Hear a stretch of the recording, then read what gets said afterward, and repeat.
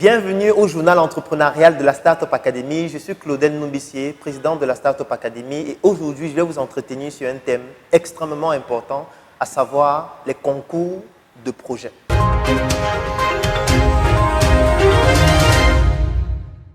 Dans la plupart des pays africains, vous allez vous rendre compte que les multinationales organisent très régulièrement des concours de projets. Parfois, des ONG aussi se lancent dans cette pratique-là et ce n'est pas l'apanage seulement de l'Afrique parce que même en Occident, ça se produit aussi. Vous allez vous rendre compte qu'on lance un concours de projet avec un cahier de charges bien défini du type de projet qu'on souhaite développer. Ça peut être dans le domaine de l'informatique, ça peut être dans le domaine de l'agriculture, ça peut être dans le domaine de la communication.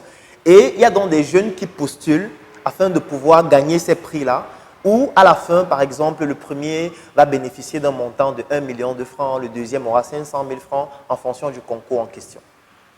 Moi, je me suis beaucoup intéressé à ces concours afin de comprendre quel est l'objet. Est-ce que c'est vraiment parce qu'ils veulent nous aider? Est-ce que c'est vraiment parce que ces multinationales-là veulent que le Cameroun se développe, la Guinée équatoriale, le Sénégal ou encore la Côte d'Ivoire se développent? Et en menant dans des enquêtes, je me suis rendu compte qu'en réalité, la plupart des concours sont organisés dans un but exclusivement de recherche et de développement. Je vais m'expliquer. La plupart des grandes entreprises et des multinationales ont un département recherche et développement. C'est un département qui a pour but de pouvoir mener des recherches, mener des analyses, analyser l'environnement, découvrir de nouvelles techniques, découvrir de nouveaux algorithmes, découvrir de nouvelles machines, pourquoi pas, afin de pouvoir optimiser le fonctionnement actuel qu'ils sont en train d'utiliser et dont ils souhaitent rentabiliser au maximum et de la manière la plus exponentielle possible avec le temps. Et qu'est-ce qui se passe donc? C'est un département qui consomme énormément de budget. Parce que pour faire de la recherche, ça demande beaucoup d'argent.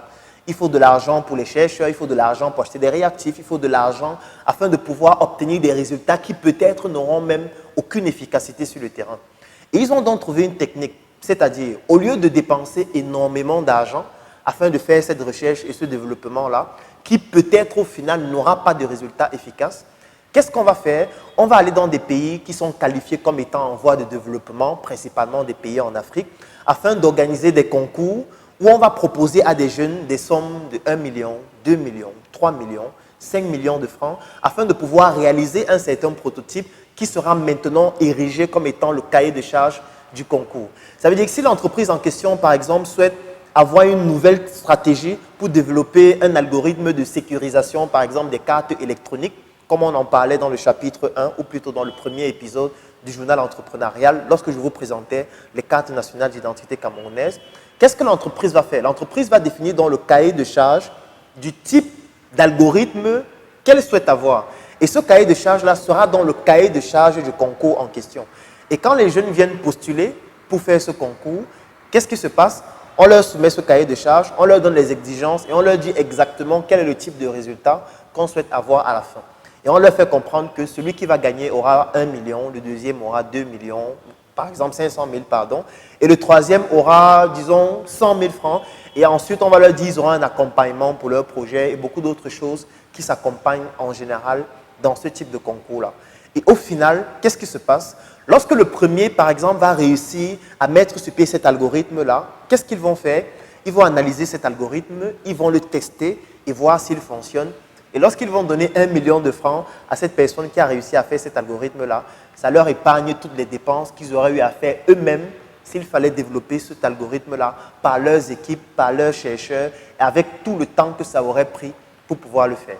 Donc finalement, c'est gagnant-gagnant parce que le jeune entrepreneur gagne ses 1 million pour son projet, ce qui n'est pas quelque chose de conséquent par rapport à ce que l'entreprise aurait dépensé en recherche et développement pour pouvoir obtenir ce même produit, ce même algorithme, ce même service que le jeune a pu développer.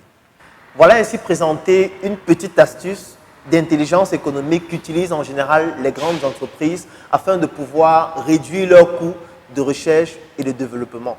Durant la formation intelligence économique et espionnage industriel, nous verrons beaucoup d'autres astuces de ce type-là que vous pouvez utiliser dans vos propres projets afin de pouvoir développer votre performance, afin d'être beaucoup plus compétitif par rapport aux concurrents qui sont sur le marché et surtout développer votre consistance intellectuelle pour résister à ce genre de manipulation. Je suis Claudel Numbissier et je vous donne rendez-vous dans un prochain journal entrepreneurial.